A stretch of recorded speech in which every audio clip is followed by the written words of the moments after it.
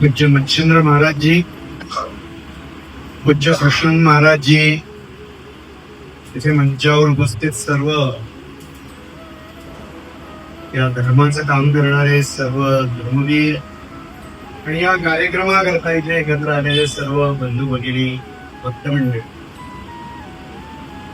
मला असं सांगण्यात आलं की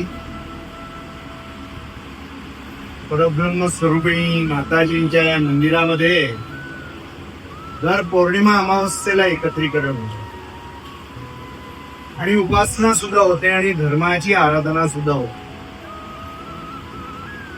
आपली सगळी मंदिरं तशी उपासनेचीच केंद्र आहे, समाज जागरणाची केंद्र आहे.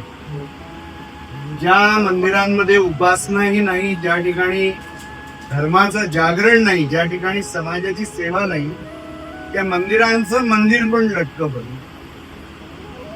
म्हणून पूज्य दोन्ही संत जे इतकं मोठं कार्य इथे करत आहेत, खरंच त्यांच्या चरणी मी वंदन करतो की हे कार्य चालू राहिलं.